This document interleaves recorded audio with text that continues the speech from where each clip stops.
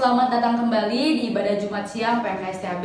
Sebelum kita memulai ibadah kita, mari kita angkat satu lagu pujian yang berjudul Sukacita Surga.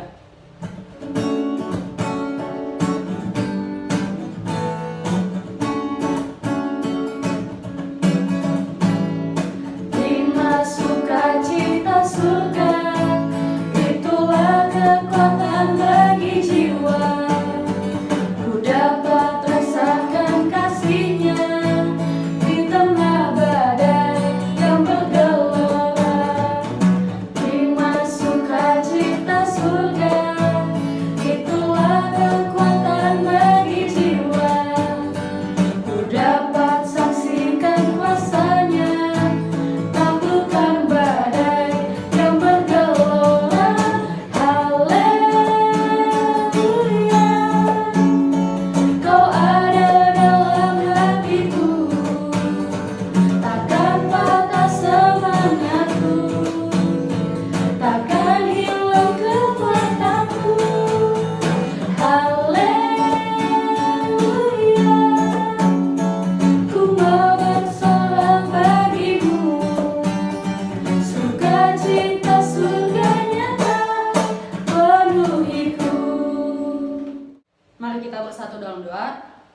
Bapa yang baik, terima kasih untuk semua berkat-Mu pada kami ya Bapa. Sebentar kami akan memulai ibadah Jumat siang kami, sekalipun ibadah ini dilakukan secara virtual, tapi kami percaya Bapa Engkau tetap hadir di tengah-tengah kami. Berkati kami untuk pelayanan dan juga hamba-Mu yang akan menyampaikan firman Tuhan nanti ya Bapa. Inilah doa dan pengharapan kami. Terima kasih Bapa. Haleluya. Amin.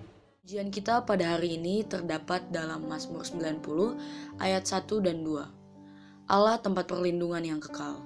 Doa Musa, abdi Allah. Tuhan, Engkaulah tempat perteduhan kami turun-temurun. Sebelum gunung-gunung dilahirkan dan bumi dan dunia diperanakan, bahkan dari selama-lamanya sampai selama-lamanya, Engkaulah Allah. Amin. Sebelum kita mendengarkan firman Tuhan, mari kita angkat satu lagu penyembahan yang berjudul Doa Mengubah Segala Sesuatu.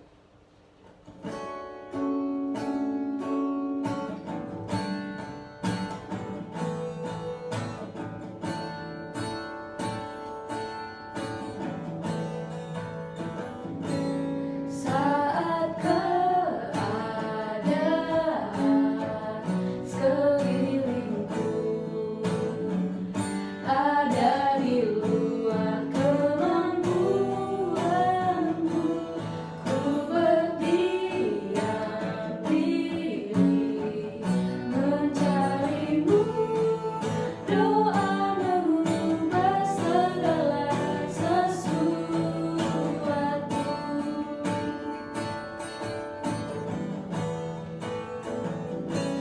Saat kenyataan di depanku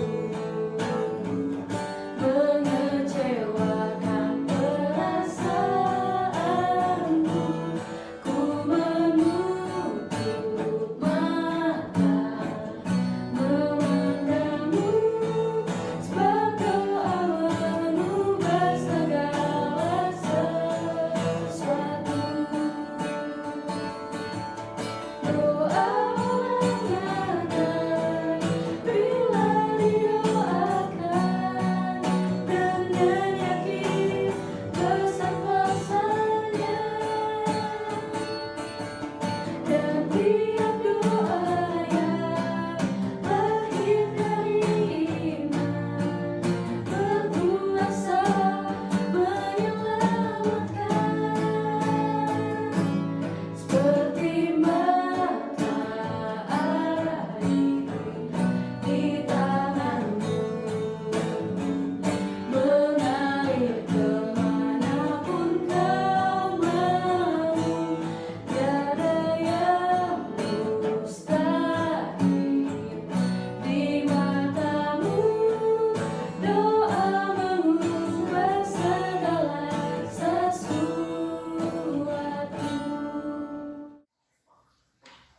Marilah kita berdoa. Bapa, terima kasih untuk kasih setia-Mu bagi kami hingga detik ini. Terima kasih untuk kondisi pandemi yang masih lagi harus kami nikmati. Terima kasih untuk kebenaran firman Tuhan yang sesaat lagi akan kami dengarkan. Kami bersyukur karena kami tahu Roh Kudus akan menolong kami, tak hanya mendengar tapi juga melakukan kebenaran firman Tuhan dalam kehidupan kami sehari-hari. Hamba siap untuk Tuhan pakai. Haleluya. Amin. Saudara, tema kita hari ini adalah mekar di masa sukar. Saya akan membacakan kutipan firman Tuhan dari Habakuk pasal 3 ayat 17 sampai dengan ayat 19 versi terjemahan bahasa Indonesia sehari-hari. Dikatakan seperti ini. Meskipun pohon ara tak ada buahnya dan pohon anggur tak ada anggurnya, biarpun panen zaitun menemui kegagalan dan hasil gandum di ladang mengecewakan, walaupun domba-domba mati semua dan kandang ternak tiada isinya, aku akan gembira selalu, sebab Engkau Tuhan Allah penyelamatku. Engkau memberi aku kekuatan seperti kaki rusa, kakiku kau kokohkan. Engkau membimbing aku supaya aman waktu berjalan di pegunungan.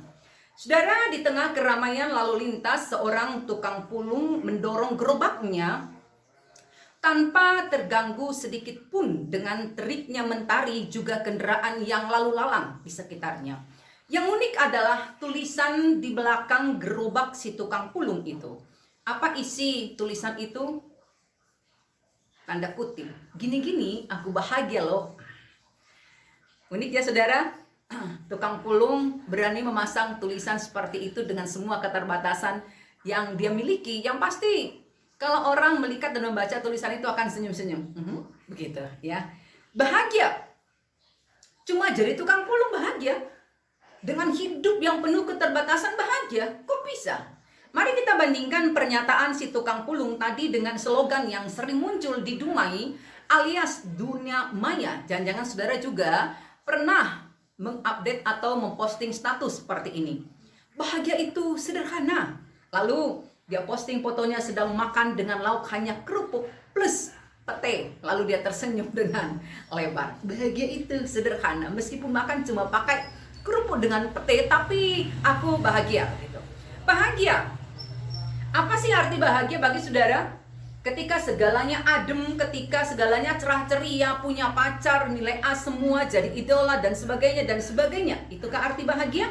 Kenyataannya ada banyak artis papan atas di dunia ini yang memutuskan untuk bunuh diri karena tidak kuat dengan semua tekanan yang dia alami. Tekanan apa?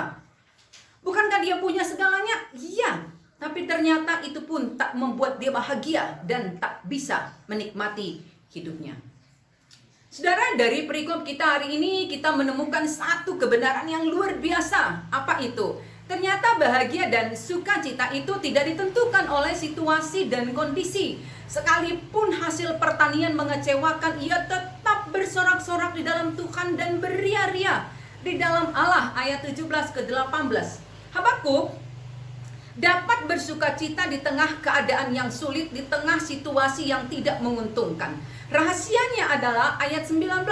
Ia menjadikan Tuhan sebagai kekuatannya. Pemazmur, saudara, kalau saudara baca kitab Pemazmur, ternyata mengatakan hal yang senada. Mazmur 37 ayat 4. Bergembiralah karena Tuhan, bukan karena hal-hal lain.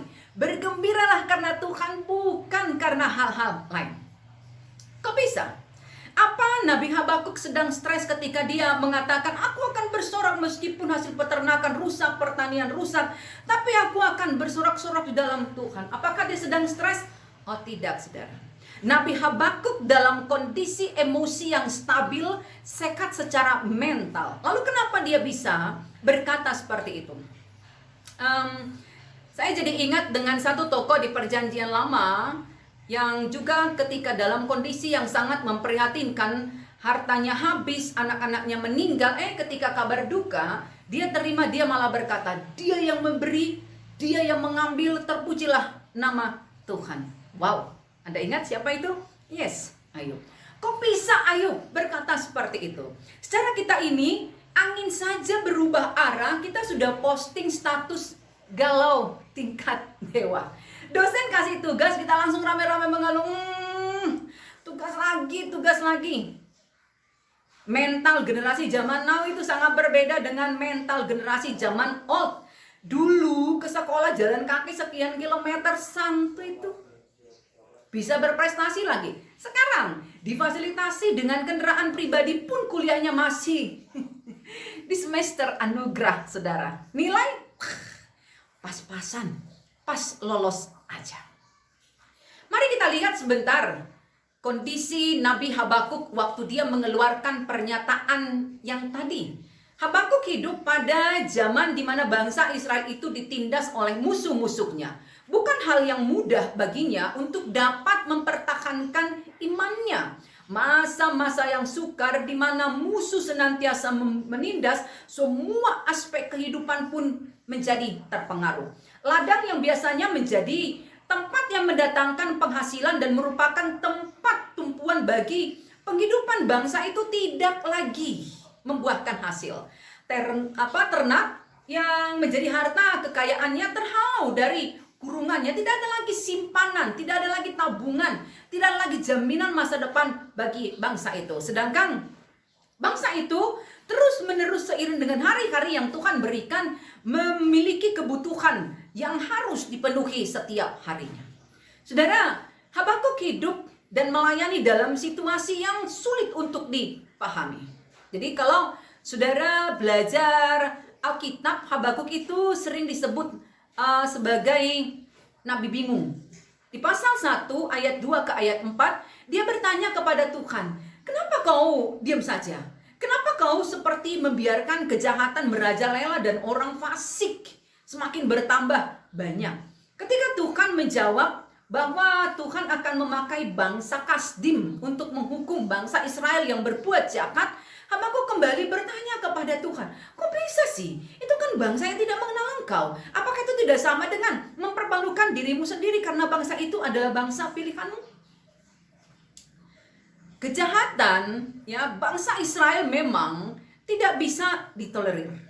Dan itu membuat mereka berada dalam kondisi yang krisis, ya. Termasuk Nabi Habakuk. Dia mengalami kondisi kerohanian yang kritis karena tadi dia bingung, ya. Ini Tuhan bagaimana sih? Ini bangsa pilihannya tapi kok dibiarkan menderita, bahkan disuruh bangsa yang tidak kenal Tuhan untuk menindas bangsa pilihannya sendiri. Lalu dalam kondisi seperti itu Habakuk pun meratap. Habakuk berlamentasi. Tapi saudara, yang istimewa dalam ratapan itu adalah Habakuk tidak membiarkan dirinya terjebak dalam ratapannya. Habakuk dengan semua krisis yang sedang dia hadapi tidak membiarkan dirinya terjebak mengasihani dirinya sendiri, ya. Atau dia menjadi orang yang membabi buta mengasihani bangsa Israel yang dia layani. Tidak. Dia dalam ratapannya ketika dia berlamentasi, saudara, dengan semua kepiluan yang dia alaminya, memilih, perhatikan, memilih untuk tetap bersuka cita, untuk tetap beria-ria, untuk tetap bergembira. Luar biasa, bukan? Nah, apa yang bisa kita pelajari dari perikop ini, saudara? Tema kita hari ini saya katakan tadi, mekar di masa sukar. Tema yang sangat mirip dengan semboyan bunda. Semboyan bunda apa? Bertumbuh dan berbuah dalam tekanan. Tema ini membawa bunda pada satu cerita tentang pohon kurma. Itu adalah buah kurma, buah favorit dari saudara-saudara kita Muslim.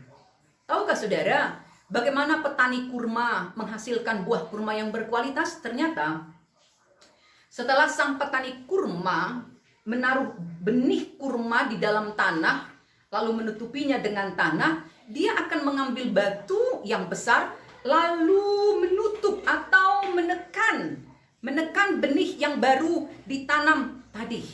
Apa maksudnya meletakkan batu di atas benih yang baru ditanam itu? Apakah itu untuk mencegah makhluk-makhluk jahil yang akan merusak benih itu? Sama sekali tidak.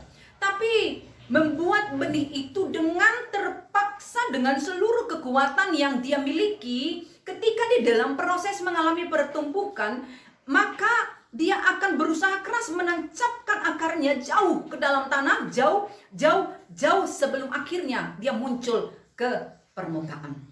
Dan hanya benih yang ditanam dengan cara demikianlah yang akan menghasilkan pohon kurma yang kuat dan buahnya berkualitas. Karena batu, sekali lagi, batu yang menekannya ini membuat akarnya tertancap dalam di dalam tanah sehingga akar-akar itu mendapatkan sari-sari makanan penting yang dia butuhkan untuk bisa hidup dan menghasilkan buah. Bagaimana cara kita menyikapi tiap kesulitan atau pergumulan? Itulah yang menentukan hasil akhir dari setiap kesulitan dan pergumulan tersebut. Kalau demikian, apa yang harus kita lakukan? Pertama, ayat 17 sampai dengan ayat 18. Bersukacita di dalam Tuhan. Habakuk menggambarkan sekali lagi suasana kehidupan yang dihadapi umat Tuhan pada saat itu sangat berat. Ayat 17 menggambarkan, sekalipun pohon ara tidak berbunga, pohon anggur tidak berbuah. Pernah dengar lagu itu saudara? Dari Habakuk pasal 3 ini asalnya. Pohon ara, pohon anggur, pohon zaitun itu adalah jenis-jenis tanaman atau pohon yang tumbuh subur di Palestina dan sering disebut di dalam Alkitab. Pohon ara itu adalah tanaman asli di Israel, Syria, dan Mesir. Pohon ara ini walaupun tumbuh secara liar saudara, tapi perlu dirawat untuk mendapatkan hasil yang baik. Buah ara sangat penting untuk persediaan makanan Israel. Itu sebabnya kegagalan panen buah ara itu berarti malapetaka. Situasi pada waktu itu digambarkan oleh Habakuk bahwa pohon ara tidak berbunga, artinya pohon ara tidak menghasilkan buah. Jadi mereka ada di ambang malapetaka. Begitu juga dengan pohon anggur dan pohon zaitun. Buah anggur saudara dan zaitun merupakan sumber penghasilan yang menguntungkan bagi penduduk bangsa Israel waktu itu. Panen buah anggur itu digambarkan sebagai masa-masa yang sangat menggembirakan. Sedangkan zaitun itu adalah simbol dari kecantikan, kekuatan, berkat ilahi, dan kemakmuran. Sekarang, saudara bisa bayangkan ketika pohon ara, pohon anggur, pohon zaitun, semuanya tidak seperti yang mereka pikirkan. Tidak seperti yang mereka bayangkan dan harapkan. Apa yang akan terjadi? Bangsa Israel tidak hanya berada dalam kondisi sulit, tapi krisis. Karena pohon ara, pohon anggur, pohon zaitun yang seharusnya dan biasanya menopang kehidupan perekonomian mereka tidak lagi menghasilkan. Bahkan bukan hanya itu, ternak-ternak pun dikatakan tidak ada lagi. Bayangkan saudara, kebutuhan mereka yang pokok pun kebutuhan primer mereka untuk makan sehari-hari pun tidak ada dan bahkan sangat sulit untuk didapatkan. Dalam kondisi sulit seperti ini saudara, ayat 18 mengatakan, namun aku bersorak-sorak di dalam Tuhan, beria-ria di dalam Allah yang menyelamatkan aku. Luar biasa. Bagaimana mungkin keadaan yang begitu sulit tapi Nabi Habakuk bisa tetap bersukacita? Saudara, tahukah saudara kalau bersukacita itu adalah salah satu aspek rohani penting dalam kehidupan iman kita. Bahkan saya selalu katakan kalau sukacita itu adalah ciri khas orang-orang Kristen. Sukacita adalah suatu kegembiraan yang berasal atau muncul dari dalam hati karena kita mengalami kasih dan anugerah Tuhan yang sangat besar dalam hidup kita. Sukacita yang sesungguhnya atau sering kita dengar dengan sebutan sukacita surgawi adalah sesuatu yang berasal dari kondisi hati yang diisi penuh oleh Yesus. Sehingga meskipun situasi dan kondisi sekitarnya ya sebenarnya sedang krisis, bahkan untuk sekedar tersenyum pun rasanya mustahil, tapi hati yang diisi penuh oleh Yesus akan selalu menemukan alasan untuk bersuka cita. Itulah yang disebut dengan sukacita sejati atau sukacita surgawi. Bukan bergantung pada situasi dan kondisi, bukan bergantung seberapa banyak yang kita miliki, tapi bergantung pada Yesus yang memenuhi hati kita. Ngomong-ngomong, saudara pernah lihat enggak? Atau mungkin mengalami sendiri sebagai sepasang kekasih di angkutan umum yang penuh sesak dengan aroma yang bercampur baur, atau sebagai sepasang kekasih saudara berjalan melewati tumpukan sampah, tapi wajah orang ini, wajah sepasang kekasih ini tetap ceria. Senyum mereka itu tetap lebar, mata mereka itu bercahaya. Tidak peduli sama sekali dengan sesaknya penumpang, kemudian aroma asem, ya bau terasi di sekitar. Nggak peduli dengan aroma sampah yang bikin muntah. Ya, saudara tahu kenapa? Dalam kondisi seperti itu sepasang kekasih itu bisa senyum-senyum seperti itu, bisa matanya berbinar-binar. Kenapa saudara? Karena hati mereka berdua diisi penuh dengan keberadaan kekasihnya, dan itulah yang membuat mereka sama sekali tidak terpengaruh dengan situasi dan kondisi sekitarnya. Saudara, seperti itulah sukacita Habakuk. Sukacita yang tidak didasarkan pada apa yang diberikan oleh Allah, tetapi pada diri Allah sendiri. Paham saudara? Dia tetap merasa cukup walaupun ia hanya memiliki Tuhan saja sebagai bagian dari kehidupannya. Mazmur 73 ayat 26. Dia tidak punya makanan, dia tidak punya minuman, ternak pun sebagai jaminan untuk masa depan. Dia tidak ada apa-apa banget, merana banget. Tapi karena dia punya Tuhan di dalam hidupnya, punya Tuhan di dalam hatinya, dia tetap happy. Dia tetap bisa bersuka cita. Pendeknya saudara, alasan sukacita Nabi Habakuk itu terletak pada pengenalannya akan Tuhan. Ayat 17, ia mengakui Tuhan sebagai sumber keselamatan. Dan kalau di perjanjian lama dibicarakan masalah keselamatan saudara, itu merujuk pada kebutuhan hidup material maupun spiritual. Itu tidak hanya soal masalah kekekalan atau surga, tapi kehidupan saat ini, ya, kehidupan saat ini. Jadi Habakuk itu mengenal Tuhan adalah penyelamat, juru selamat di kehidupan saat ini. Soal apa yang dia makan, dia minum, dia butuhkan pun soal di kekekalan. Melalui ungkapan Allah penyelamatku, Habakuk ingin menyatakan bahwa seluruh hidupnya tanpa terkecuali dikuasai oleh Tuhan. Dan kalau dia punya Tuhan, apalagi sih yang kurang? Seharusnya tidak ada. Betul saudara? Yes. Yang kedua, apa yang kita lihat saudara? Ayat 19, bergantung pada Tuhan. Ayat 19 dalam perikop kita ini merupakan pengakuan di akhir pergumulan Habakuk yang teramat sangat melelahkan tadi.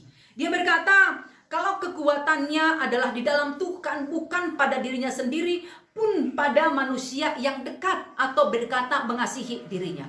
Bukan juga pada banyaknya koneksi yang dia miliki, pun pada banyaknya ilmu pengetahuan yang dia punya, tapi terletak pada Tuhan.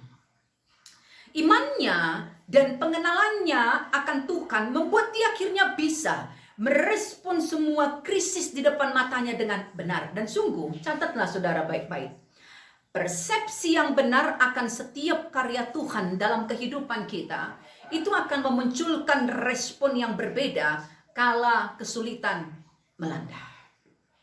Kita akan dimampukan melihat setiap masalah, setiap pergumulan ternyata adalah tangga yang akan membawa kita naik lebih tinggi. Bukan sesuatu yang akan menjerumuskan kita. Bahkan dengan indah 1 Korintus pasal 10 ayat 13 berkata saudara, pencobaan-pencobaan yang kamu alami ialah pencobaan-pencobaan biasa yang tidak melebihi kekuatan manusia. Sebab Allah setia dan karena itu ia tidak akan membiarkan kamu dicobai melampaui kekuatanmu. Pada waktu kamu dicobai, ia akan memberikan kepadamu jalan keluar sehingga kamu dapat menanggungnya. Lebih lanjut, kita lihat dalam perikop kita tadi, Habakuk menganalogikan kekuatannya dengan kaki rusa. Kenapa? Rusa itu termasuk hewan yang lemah saudara, dan selalu menjadi incaran binatang buas. Tapi istimewanya rusa adalah kekuatan kakinya untuk berlari, melompat jauh. Bahkan kekuatan kakinya untuk menaiki bukit yang terjal itu sangat-sangat luar biasa. Dan itulah yang membuat seekor rusa mampu menghindar dari serangan musuh. Maka mari tempatkan harapan kita kepada Tuhan saudara. Jadikan Tuhan kekuatan hidup kita. Ketika kita menghadapi satu masalah, jangan pernah berpikir untuk mengandalkan kekuatan ataupun kemampuan sendiri. Mari belajar menggantungkan harapan kita kepada Tuhan. Kaulah harapan. Yes. Kalau menggantungkan harapan kepada manusia, kemungkinan besar saudara akan kecewa karena dia manusia. Tempat saudara menggantungkan harapan itu sama terbatasnya, sama tidak sempurnanya dengan Anda. Tapi kalau saudara menggantungkan harapan saudara kepada Tuhan, yes, pengharapan saudara tidak akan pernah dibiarkan menjadi sia-sia. Mari kita belajar meminta kekuatan dari Tuhan. Karena ya, persis seperti kebenaran firman-Nya tadi, ketika Tuhan izinkan kita mengalami satu masalah, satu pencobaan, satu pergumulan, Dia memberikan kekuatan untuk menanggung itu, sehingga tidak ada alasan untuk kita menjadi pincang atau bahkan menjadi tergeletak. Tapi justru dengan semua pencobaan, dengan semua persoalan itu, kita akan semakin survive, kita akan semakin belajar untuk mengenal Tuhan secara pribadi. Mekar di masa sukar itu sesuatu yang sangat manis, saudara. Karena buat saya pribadi, orang yang tidak pernah mengalami masa-masa sukar tidak akan pernah bisa betul-betul menikmati masa senang. Ya, hanya orang yang pernah mengalami masa-masa sukarlah, ketika itu berlalu, masa sukar itu berlalu, dia tiba pada masa-masa yang sangat menyenangkan seperti ketetapan Tuhan untuk segala sesuatu ada waktunya, maka dia akan bisa memaknai masa-masa menyenangkan itu dengan luar biasa. Dan ketika Tuhan izinkan lain kali, next time, dia mengalami lagi satu masa sukar, persepsinya, pandangannya terhadap masa sukar itu, terhadap masalah dan pergumulan itu telah berbeda. Karena pengalaman telah mengajarkan dia sesuatu. Kekuatan dia bukan pada dirinya, kekuatan dia bukan pada seberapa banyak yang dia miliki. Kekuatan dia terletak kepada Tuhan. Maka meskipun sekitarnya krisis, ketika dia punya Tuhan di dalam kehidupannya, dia akan selalu menemukan alasan untuk bersukacita, untuk beria-ria. Dan kalau kita sudah bersukacita, saudara, beria-ria di dalam Tuhan, apa yang terjadi? Ya, imun kita akan naik, pikiran kita akan jernih, dan kita akan punya kekuatan menghadapi setiap masa-masa sukar. Kita akan bijak dalam menghadapi setiap persoalan maupun pergumulan dalam kehidupan kita. Selamat menikmati masa sukar, saudara, karena masa sukar juga adalah bukti cinta kasih Tuhan untuk kita.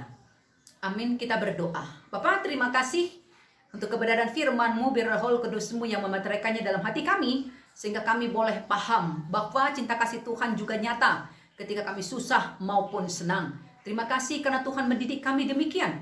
Biarlah terus-menerus Tuhan buat kami peka akan kehendak Tuhan dalam kehidupan kami, supaya kami menjadi orang-orang yang teramat sangat sibuk mengejar perkenanan hati Tuhan. Hamba memundur, hamba boleh semakin kecil, direndahkan, dilupakan orang pun tak mengapa, asal Tuhan yang sudah hamba beritakan termeterai di hati yang mendengarkannya. Haleluya. Amin. Terima kasih untuk pendeta yang sudah menyampaikan firman Tuhan. Semoga firman Tuhan yang disampaikan dapat kita realisasikan dalam kehidupan kita masing-masing. Untuk melanjutkan ibadah kita angkat satu lagu pujian yang berjudul Tuhan Yesus Baik.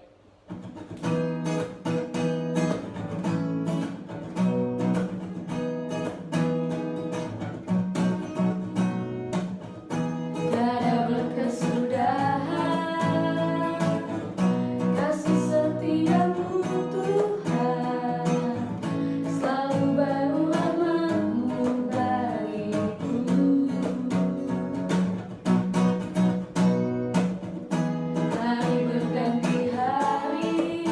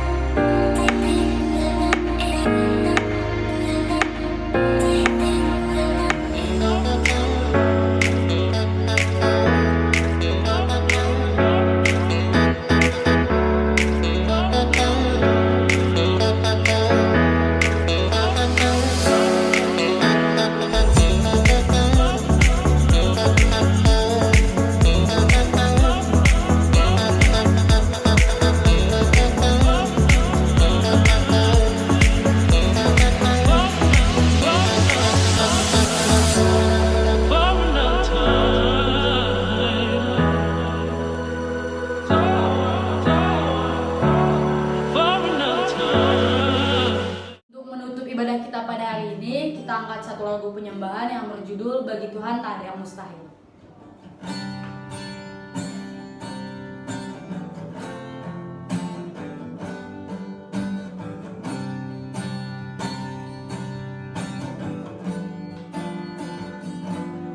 Ku yakin saat kau berfirman, ku menang saat kau bertindak.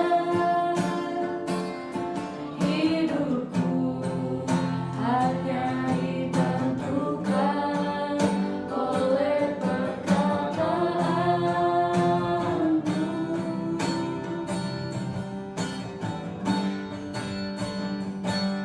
Ku aman karena kau menjaga, ku kuat karena kau menopang. Hidupku hanya ditentukan oleh kuasa-Mu.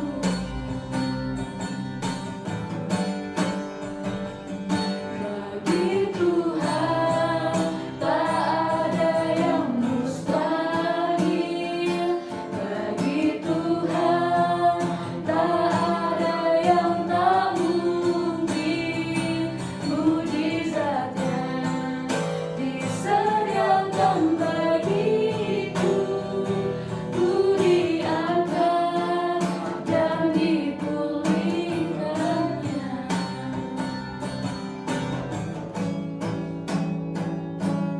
Ku yakin saat kau berfirman, ku menang saat kau bertindak. Hidupku hanya ditentukan oleh perkataanmu.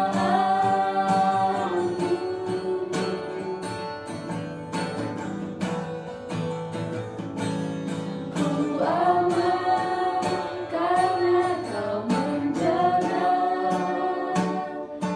ku kuat karena kau menopang. Hidupku hanya ditentukan oleh kuasa-Mu.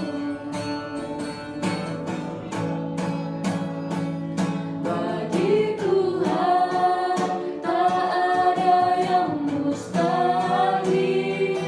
Bagi Tuhan tak ada yang tak mungkin. Mujizatnya disediakan bagiku. Ku diangkat dan dipulihkannya. Kita bersatu dalam doa. Puji dan syukur kami panjatkan kehadirat-Mu Bapa, atas berkat-Mu kami dapat berkumpul ya Tuhan dalam keadaan sehat ya Bapa. Kami berdoa ya Tuhan untuk negara kami ya Tuhan. Berkatilah negara kami selalu ya Bapa, berikanlah kedamaian ya Tuhan, dan juga ya Tuhan pemerintahnya Bapa beserta jajarannya Tuhan, berikanlah mereka kebijaksanaan ya Tuhan, agar dapat memimpin negara kami ini dengan baik ya Tuhan.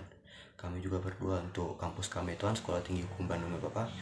Berkatilah ya Tuhan semuanya ya Tuhan, pegawai-pegawainya dan juga dosen-dosennya Bapa, agar dapat membimbing kami ya Tuhan, mahasiswa-mahasiswanya dengan baik Bapa.